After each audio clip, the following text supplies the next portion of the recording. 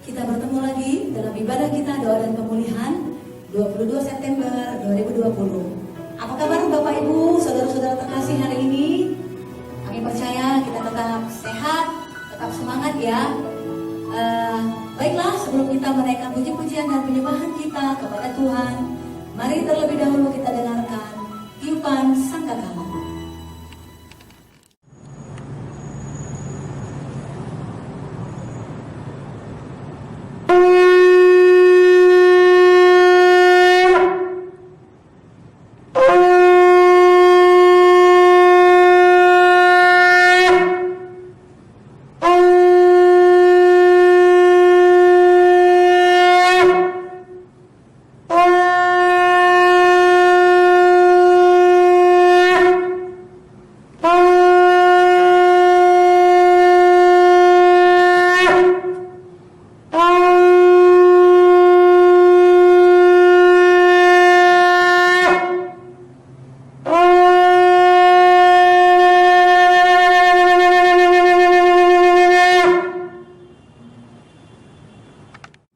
Sebelum kita memulai ibadah kita satukan hati kita bersatu di dalam doa.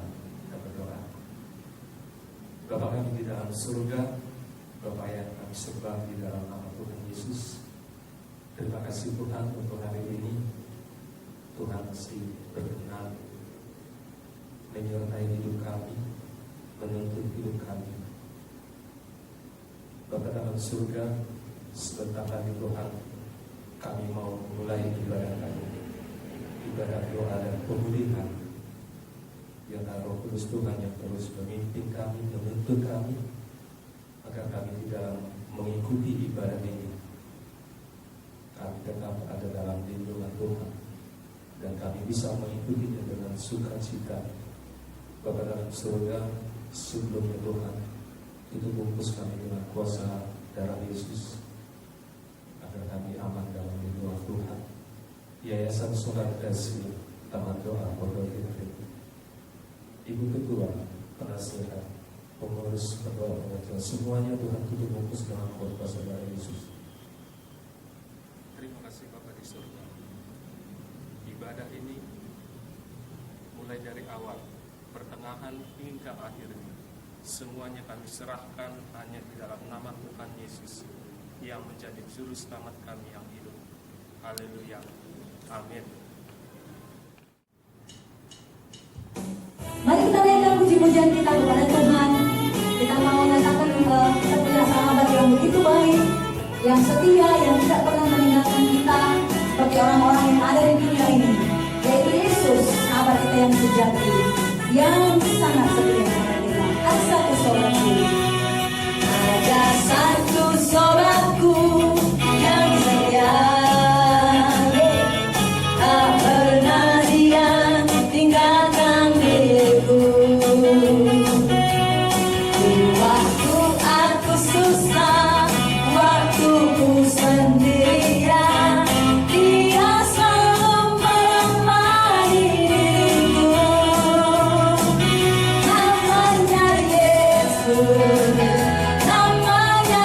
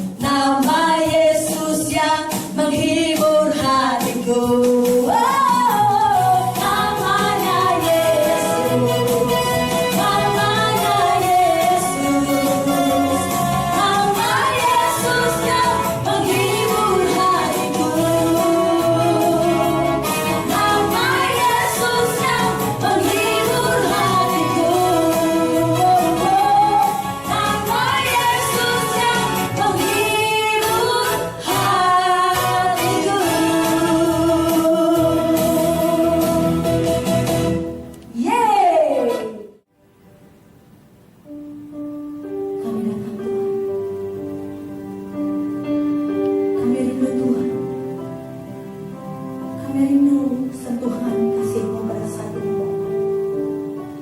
Bagi setiap kami yang ada di rumah kami masing-masing, sumber kekuatan kami, sumber hidup kami hanya ada pada Engkau Tuhan. Haleluya.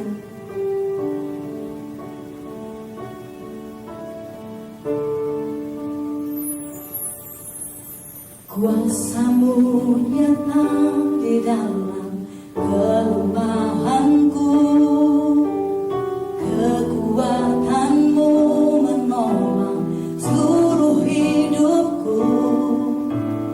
Dari mana datang pertolonganku?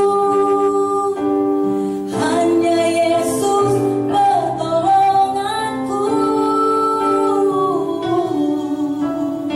Kuasa-Mu nyata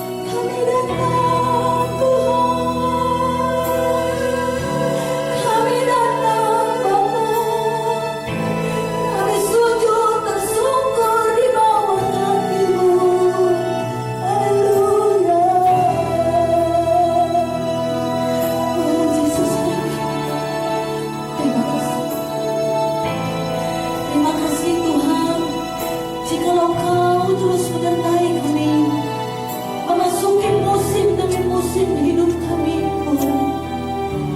Kami bersyukur, Tuhan, buat setiap anugerah dan berkat-Mu yang berlimpah, berlimpah, Tuhan. Terima kasih, Bapa. Kau baik, sangat baik, Tuhan. Sumber kekuatan kami, pengharapan kami hanya ada padamu, Tuhan, selamanya.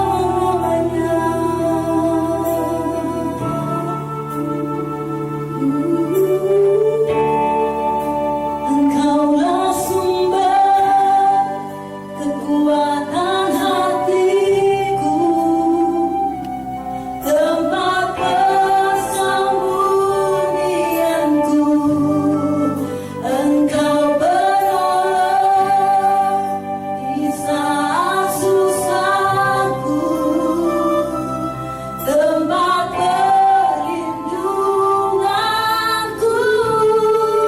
Engkaulah sumber kekuatan hatiku, tempat persembunyianku. Engkau beroleh di saat susahku, tempat perlindunganku. Kau menolong dan berislam di hidupku. Kau menolong dan berislam di hidupku, Tuhan. Kau menolong dan berislam di hidupku. Oh,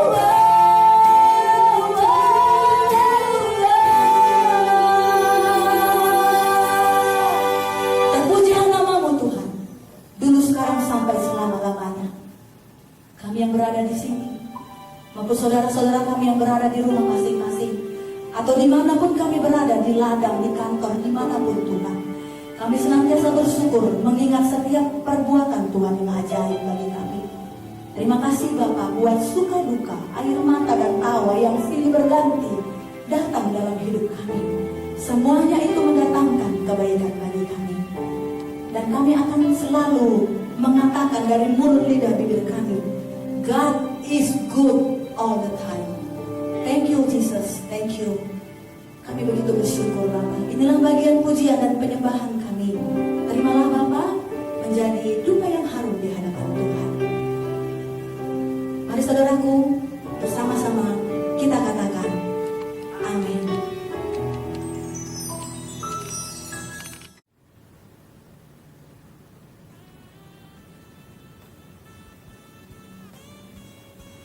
Mari kita bersatu dalam doa.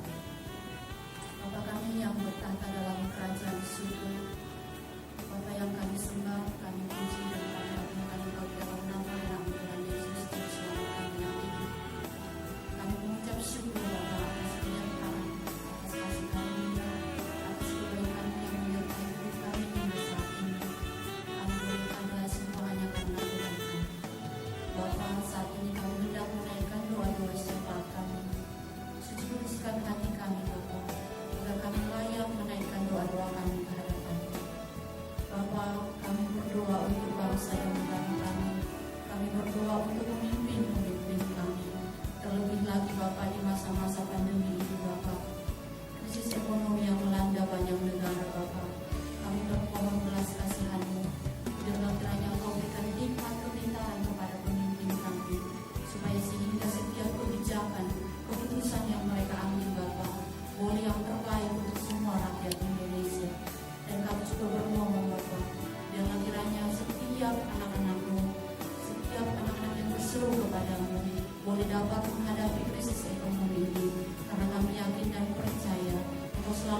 menyertai kami, apapun yang terjadi dalam kehidupan kami.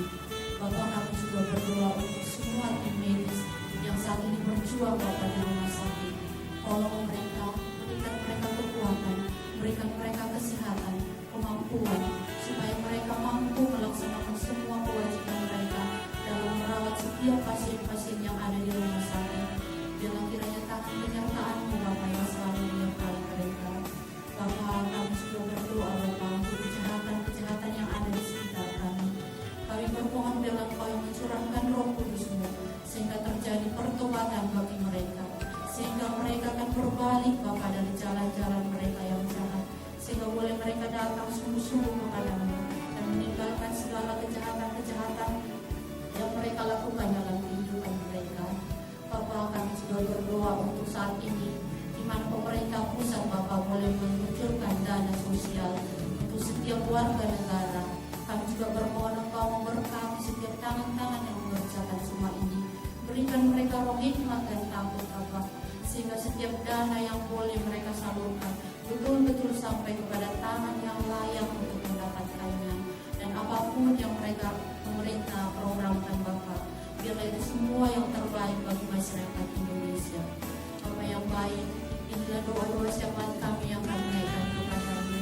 Kami dalam semua ini Bapak, kami tetap percaya kepada-Mu bahwa setiap rancangan-Mu bukanlah rancangan yang mendatangkan keburukan, tapi adalah rancangan damai sejahtera. Dan jadilah seturut dengan kehendak-Mu kepada bangsa kami, kepada keluarga kami, dan kepada kami pribadi masing-masing. Dan segala permohonan kami ini ampunkan kami atas dosa-dosa dan kesalahan kami, agar kami layak di hadapan-Mu. Hanya dalam nama anak Tuhan Yesus kami berdoa dan mengucap syukur. Haleluya. Amin.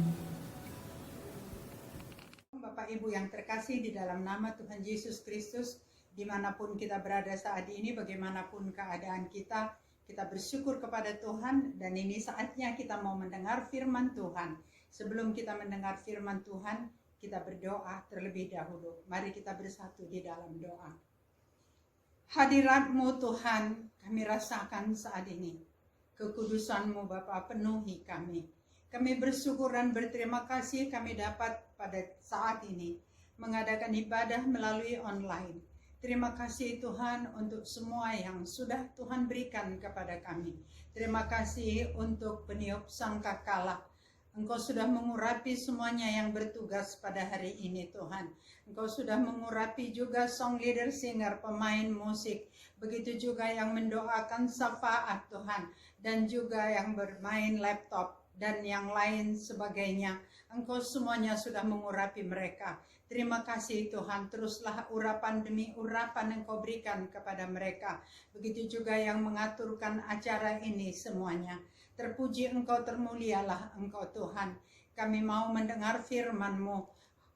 Kiranya Roh Kudus yang mengajari kami memberikan urapan pengajaran. Di dalam nama Yesus kami berdoa dan bersyukur. Haleluya. Amin. Bapak Ibu yang terkasih dalam nama Tuhan Yesus Kristus, firman Tuhan yang sampai kepada kita pada saat ini diambil dari Yohanes 21 ayat 15 sampai dengan 19. Saya akan bacakan bagi kita semuanya. Yesus memulihkan Petrus. Sesudah sarapan, Yesus berkata kepada Simon Petrus, "Simon anak Yohanes, apakah engkau mengasihi aku lebih daripada mereka ini?" Jawab Petrus kepadanya, "Benar Tuhan, Engkau tahu bahwa aku mengasihi engkau." Kata Yesus kepadanya, "Gembalakanlah domba-dombaku." Kata Yesus pula kepadanya untuk kedua kalinya, "Simon anak Yohanes, apakah engkau mengasihi aku?"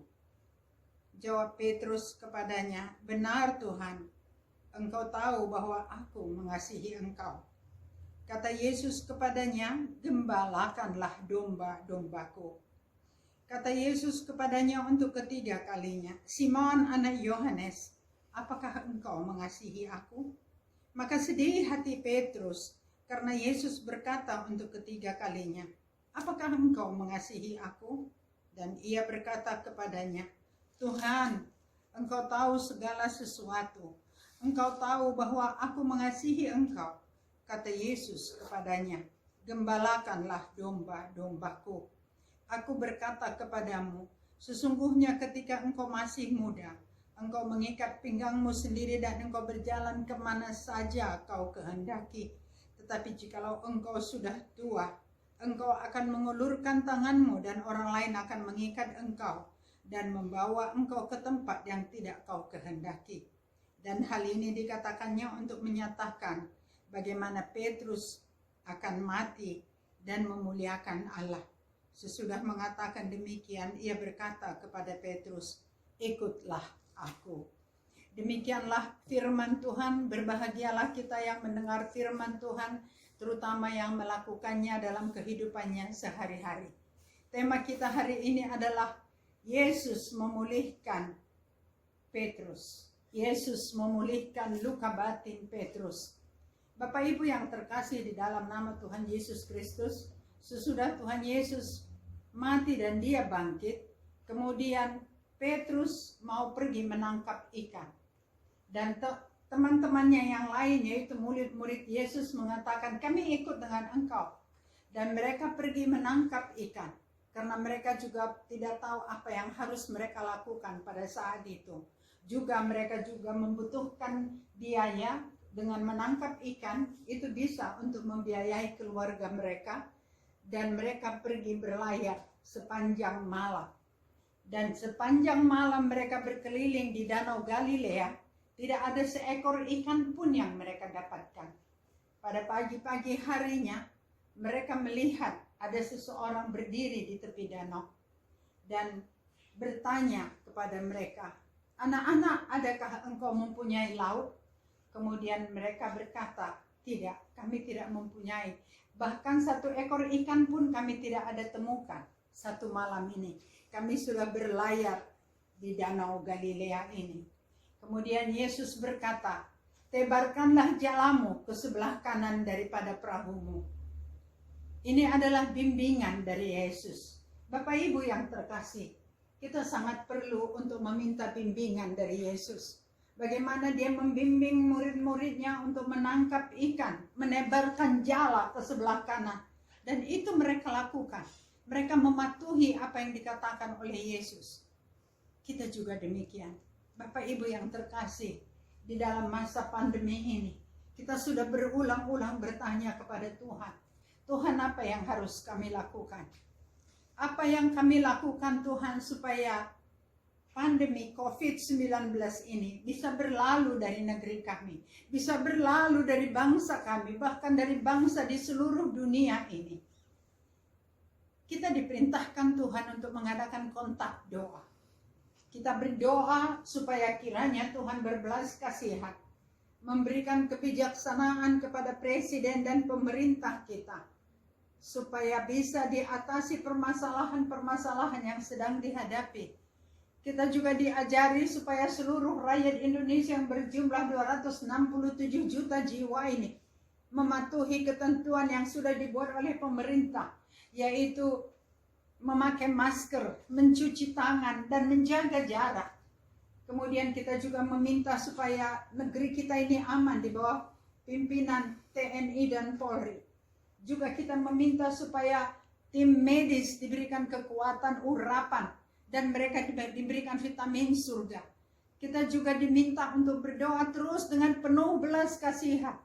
Kalau kita berbelas kasihan kepada orang yang sakit itu, kita berdoa supaya Tuhan melawat mereka, supaya Tuhan menjamah mereka, supaya Tuhan menyembuhkan mereka semuanya yang sudah meninggal, supaya keluarga mereka dihiburkan oleh Roh Kudus. Namun setelah itu kita juga bertanya kepada Tuhan, apa yang harus kami lakukan Tuhan? Kemudian Tuhan taruh dalam hati, engkau harus berdoa, mengadakan doa berantai. Kita mengadakan doa berantai, tapi pada waktu itu yang bisa ikut berdoa tidak mencapai 100 orang. Dan Tuhan taruh dalam hati lagi, supaya dicukupkan minimum 100 orang. Dan setelah kita hubungi saudara-saudara kita, akhirnya dapat lebih dari 100 orang, dan itu kita lakukan 24 jam berdoa secara terus menerus, secara berantai, tim 1, 2, 3 sampai dengan yang 24 itu. Bapak Ibu yang terkasih, begitu juga dengan murid-murid. Mereka itu menebarkan jala. Kemudian Petrus mengetahui bahwasanya seorang pria yang berdiri di tepi danau itu adalah Yesus. Kemudian dia memakai bajunya dan dia terjun ke air. Dia berenang dan mendapatkan Yesus di tepi danau. Tetapi pada saat itu juga teman-temannya sedang mengambil jala dan menarik jala yang sudah begitu berat. Dan sampai di darat mereka menghitung ada 153 ekor ikan yang diperoleh. Dan kemudian Yesus berkata, berikan kepadaku ikan itu beberapa ekor. Dan setelah itu Yesus membakarnya bersama-sama dengan roti. Dan mereka setelah itu makan bersama-sama. Bapak Ibu yang terkasih, adakah murid-murid ini bertanya kepada Yesus, siapakah engkau? Atau mereka berkata, apakah engkau ini guru? Mereka tidak bertanya. Mereka diam. Mereka makan. Dan setelah makan, Yesus bertanya kepada Petrus, kenapa sesudah makan? Ini ada sebabnya. Karena kalau kita belum makan, barangkali kita gampang marah, kita gampang kesal, dan kita barangkali tidak mau menjawab apapun pertanyaan itu. Karena ada yang mengatakan bahwasanya kalau kita itu dipertanyakan, jalan menuju hati seseorang itu adalah melalui perutnya. Jadi misalnya anak kita sudah berbuat salah pagi-pagi, pulang sekolah jangan langsung dimarahi, tapi kita bertanya dulu, kita ajak dulu dia, yuk makan dulu, yuk makan. Setelah makan baru bertanya, kenapa tadi pekerjaan ini tidak engkau lakukan? Kalau perutnya sudah kenyang, dia akan berkata, maaf, tadi aku buru-buru pergi ke sekolah. Begitu juga dengan suami. Kalau suami terlambat pulang, dia belum makan, terus kita bertanya bermacam-macam. Pak, kenapa terlalu lama pulang hari ini? Apakah ada sesuatu yang aneh atau yang lain sebagainya? Dengan kata-kata yang penuh dengan kecurigaan. Pasti suaminya menjawab dengan jawaban yang tidak menyenangkan. Tapi biarkan dulu makan, setelah makan, tenang, baru tenang. Setelah tenang, baru ditanya, ada apa tadi di kantor, Pak? Biasanya Bapak nggak begitu lama pulang. Kemudian setelah mereka makan bersama, Yesus bersama dengan murid-muridnya. Yesus dalam babak ini mencoba mengajak kembali Simon Petrus kepada keadaan yang semula. Untuk menyingkirkan semuanya awan-awan penyangkalan yang sudah dibuat oleh Simon Petrus sebelum Yesus mati, sebelum diadili dan sebelum disalibkan. Ini ya adalah maksud Yesus untuk memulihkan Petrus daripada kekesalan hatinya, luka batinnya karena perbuatannya sendiri yang menyangkal Yesus pada saat Yesus akan dibawa ke pengadilan. Yesus bertanya, Simon anak Yohanes, apakah engkau mengasihi aku?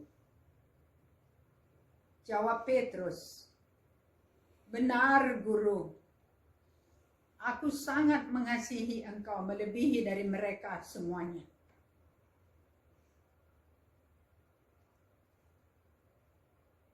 Oleh karena itu, apa yang dikatakan oleh Yesus? Kalau begitu, gembalakanlah domba-dombaku.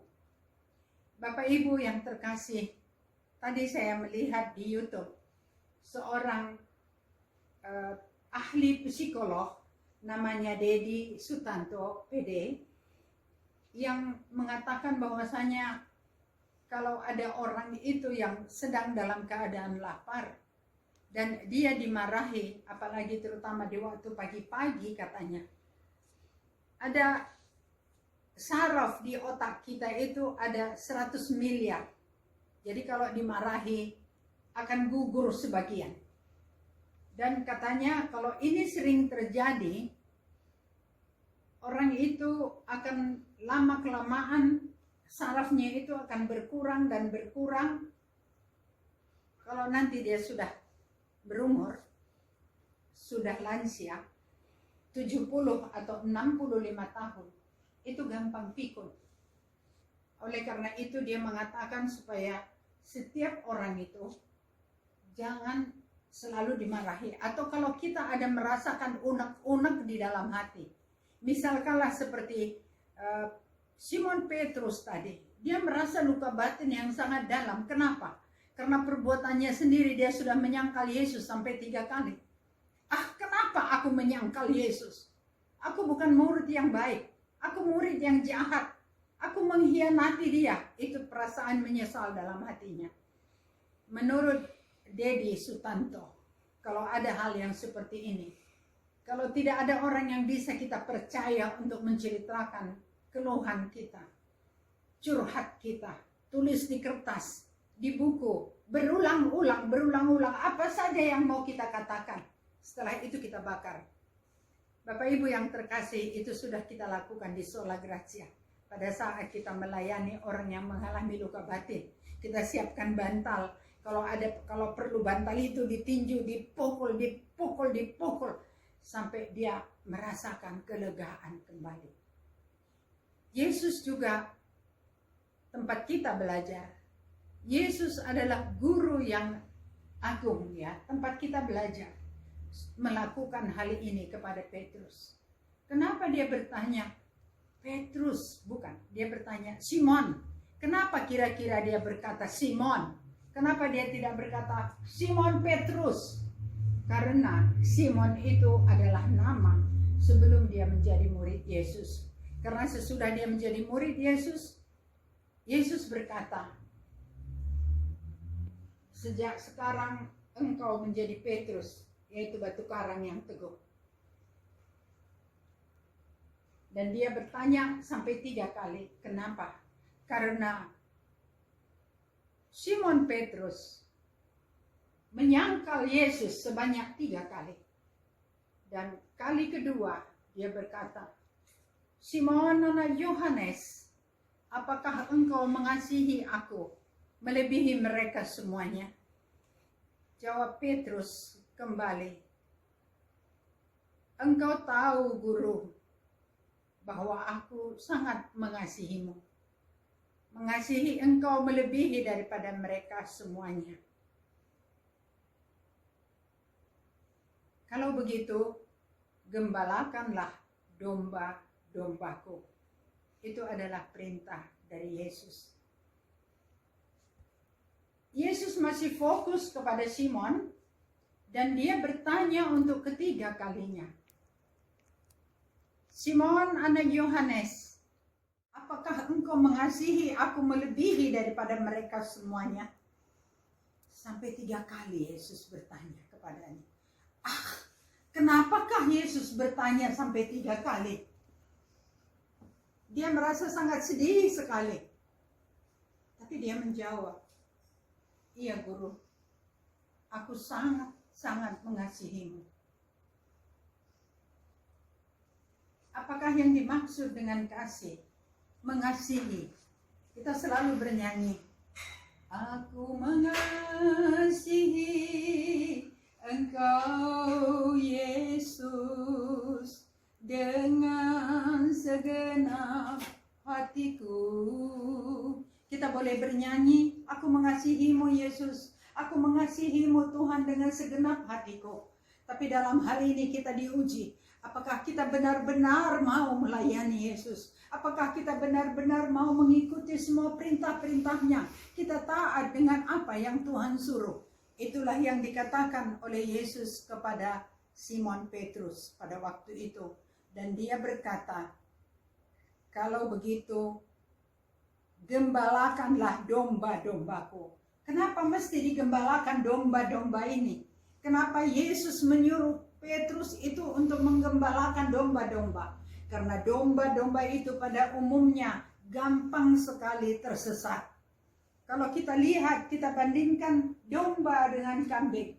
Kalau domba itu dibawa ke gunung bersama dengan seekor kambing, domba itu sampai di gunung dia tidak akan tahu pulang kembali ke kandangnya. Tetapi kalau seekor kambing, dia tahu bagaimana dia harus kembali. Tapi domba gampang sekali tersesat. Kemudian apa yang dikatakan oleh Yesus kepada Simon di ayat yang ke-18, aku berkata kepadamu, sesungguhnya ketika engkau masih muda, engkau mengikat pinggangmu sendiri dan engkau berjalan kemana saja kau kehendaki. Jadi maksudnya pada saat masih muda kita bisa pergi kemana saja yang kita kehendaki. Tetapi jika engkau sudah menjadi tua, engkau akan mengulurkan tanganmu dan orang lain akan mengikat engkau dan membawa engkau ke tempat yang tidak kau kehendaki.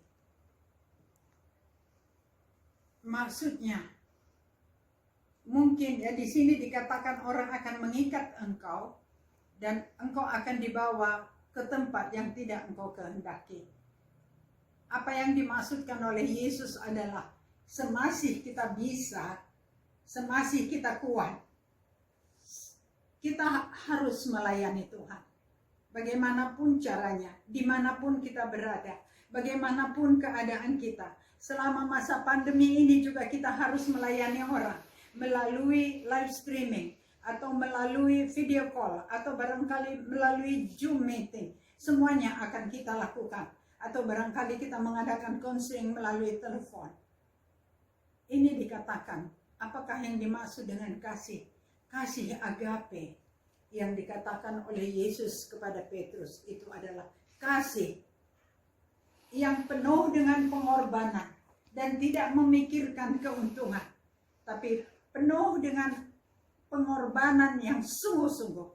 Dan kasih philia adalah kasih persahabatan. Jadi yang dikatakan oleh Yesus, apakah engkau sahabatku? Petrus, Simon, itu yang dikatakan. Dan Simon Petrus mengatakan bahwasanya dia bersedia. Kalau kita ingat bahwasanya pada saat mereka itu berkumpul di satu tempat di loteng atas, kemudian mereka diperintahkan oleh Tuhan, jangan tinggalkan Yerusalem sebelum aku menyuruh engkau pergi. Dan pada waktu itu mereka itu berkumpul dan mereka mematuhi apa yang Tuhan katakan supaya mereka tetap tinggal di Yerusalem sampai mereka itu diutus ke tempat-tempat yang sudah Tuhan tentukan. Kemudian di ayat yang ke-9, dan hal itu dikatakannya untuk menyatakan bagaimana Petrus akan mati dan memuliakan Allah. Sesudah mengatakan demikian, ia berkata kepada Petrus, ikutlah aku. Apa yang dikatakan oleh Yesus, nubuatan Yesus tentang Petrus, ya, bahwasanya dia akan mati, dan menurut tradisi, cerita tradisi, bahwasanya Petrus itu mati disalib secara terbalik karena dia tidak mau sama dengan Tuhan yang mati disalib secara biasa. Dia minta supaya kepalanya diletakkan ke bawah. Bapak Ibu yang terkasih, kita sampai kepada kesimpulan bahwasanya cara-cara Yesus untuk memulihkan Petrus, yaitu pertama, dia mengajak makan supaya keadaan menjadi tenang. Atau ada orang yang datang konseling kepada kita, kita bertanya dulu hal-hal yang membuat hatinya senang, membuat hatinya tenang, membuat dia jangan gelisah. Kemudian mengajukan pertanyaan. Misalnya anak kita sudah berbuat salah. Nak, ingat tadi mama suruh kamu mencuci piring? Dia katakan, iya ma, mestinya aku tadi mencuci piring, tapi karena buru-buru belum kukerjakan. Maaf ya ma. Terus kita katakan, seperti yang disuruh oleh Yesus kepada Simon. Dia memberi tugas, gembalakanlah domba-dombaku. Kita juga bisa menyuruh anak kita untuk melakukan. Baiklah nak, sekarang cucilah piring. Cucilah piring. Bersih-bersih. Jadi ingat setiap hari engkau harus mencuci piring. Kalau memang ada tugasnya. Kalau ada tugas yang lain, kita berikan lagi tugas yang lain. Dengan demikian, hatinya yang mungkin merasa menyesal atau merasa bersalah, sudah dipulihkan luka-luka batinnya.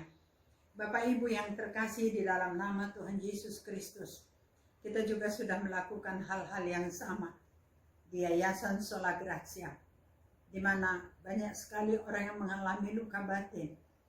Luka batin karena suami, mertua, ipar, tetangga, atasan, atau semuanya, siapa saja. Kalau kita lihat dari mana asal daripada luka batin itu, mungkin dari diri sendiri seperti yang dilakukan oleh Simon Petrus, seperti yang dilakukan oleh wanita Samaria. Tapi bisa juga dari orang luar, karena mungkin dikata-katai, difitnah, atau barangkali ditipu, dan lain sebagainya.